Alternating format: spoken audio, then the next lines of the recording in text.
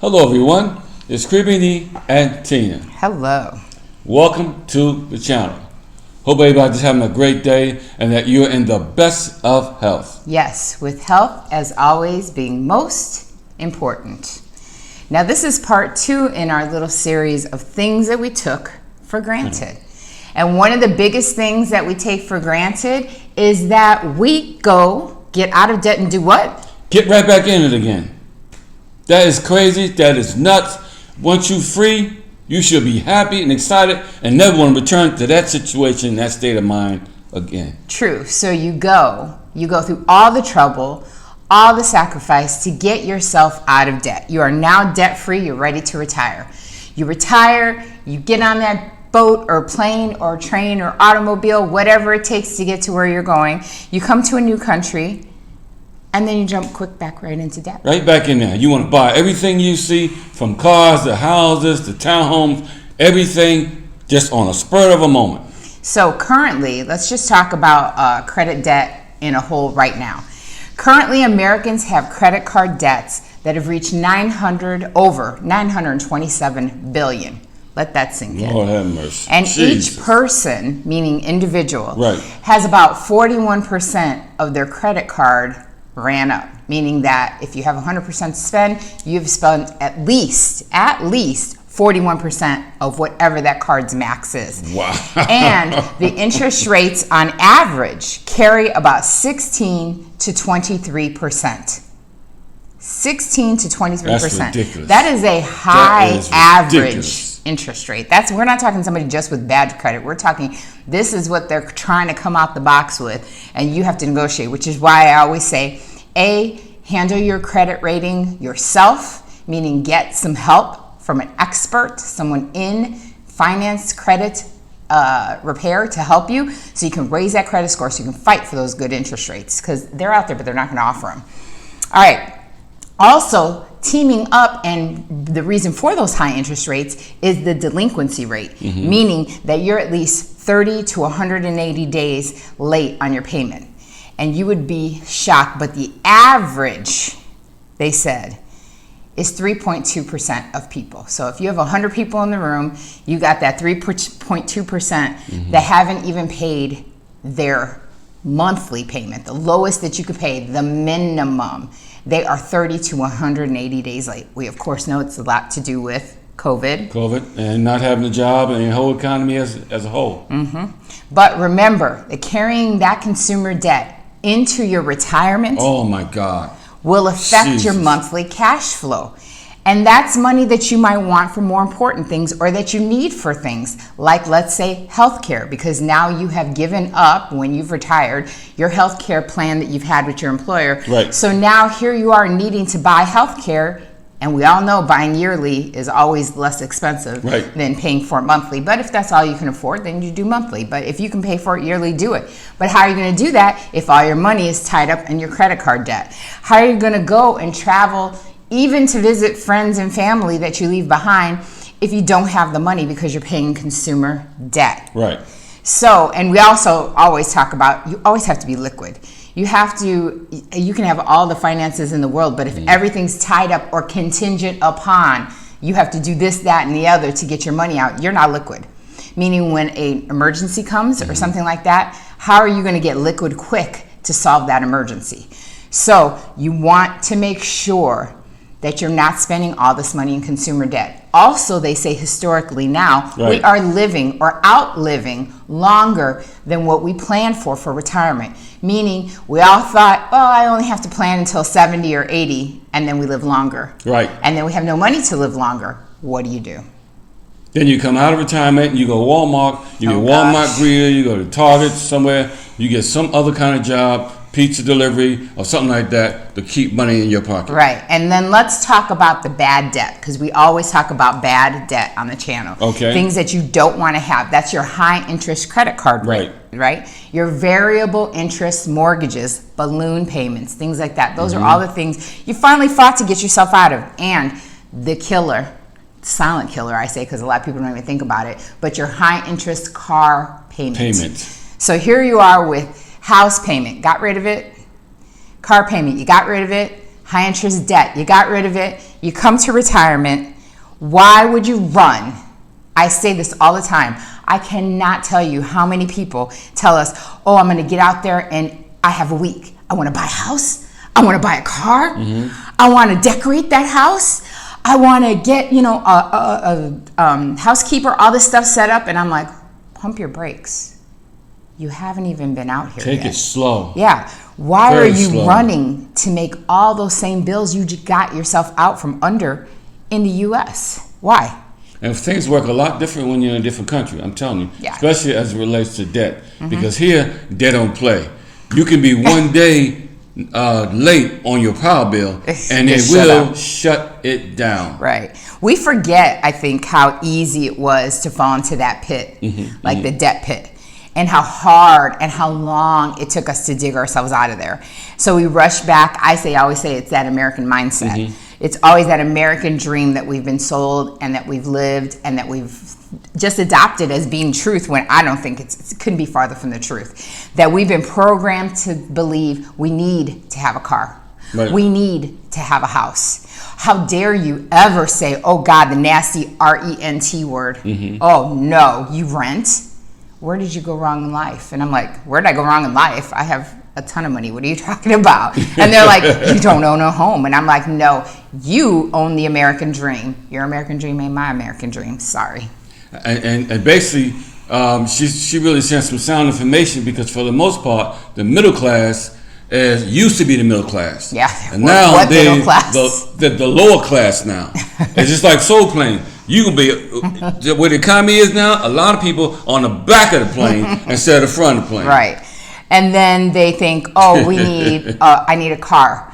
But I'm not going to be in just any kind of car. Where's the dealerships? I want a new car. I want something flashy. I'm retired. I want a big old SUV with all this and that. And I'm like, why don't you just get a gently used? Why do you need new?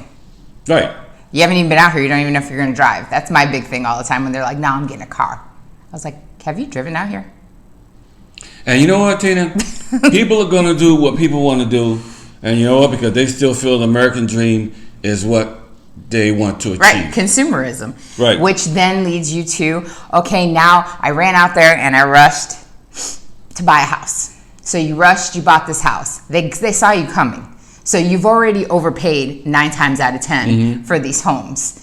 Unless you actually did your due diligence, which a few of you are smart, you did. You laid back in the cut. Some of you built. Some of you got into some good investments. And you got a great deal on a house. Okay, now they're out here. What's the first thing they do? They smack down the credit card because they say, now I got to fill it full of stuff. Right. They took all the time to downsize, like you keep telling them. Then they come out here and what do they do? Take that credit card and charge it back up again. And fill a house full of stuff that you're going to have to either, God forbid, if you have to go back to the U.S., you have to transport back to the U.S. Or what are you going to do? Give it all away or try to sell it here? Because I'm going to tell you, that's a headache within itself. You can be done, but it's a headache. And you know something about them credit cards, you got to make sure that some credit cards carry an overseas charge. Oh, yeah, foreign transaction fee. Transaction. Take your time. Find the right house or apartment or whatever, because you can rent a house. You don't have to rent just an apartment. You can rent an entire home out here. Take your time and find out where you actually want to put roots down, because like we said in another video, when you buy a home here, you better plan on staying with it for a while, because you will never receive the money back that you put into buying that house. Right. And so then like I said, we feed into that need to be, looked at a certain way, that need to fulfill the American dreams. And then they end up in debt and miserable, wondering why, blaming the fact that they moved and relocated and blaming it on them. Oh, Tina in the Caribbean, you did all them videos, told me I could live great. But the thing is to take a breath. To come here, that's what we said. Come here, take a breath. Assimilate, get used to your new normal, because when you've relocated, that's what it is. You're getting used to a whole new life, and it's abroad. Right. So you don't have the cushion or the comfort to fall back into what you fell back to in the U.S. And that's what I think they're not doing. Right. And also, every city, and I know the Dominican Republic, has a different, I would say, cost of living scale. Yes. Okay. Per se, San Domingo, it will cost you more to live there than it will cost you to live here in Santiago. Right. And the same thing up the north and to Punta Cana. So you Right. got to consider that when you come out here and you got that checkbook ready, you got that credit card ready, and the whole 9 yards. And so I would say see what you really need as opposed to what you want. Because what our wants are always so overwhelming, and it's your first thought. Right. Your first thought is always what you want. Your second thought is what do I really need? So come out here, see what you really need to live and to be happy and comfortable, because you're going to need things here that you didn't need in the U.S.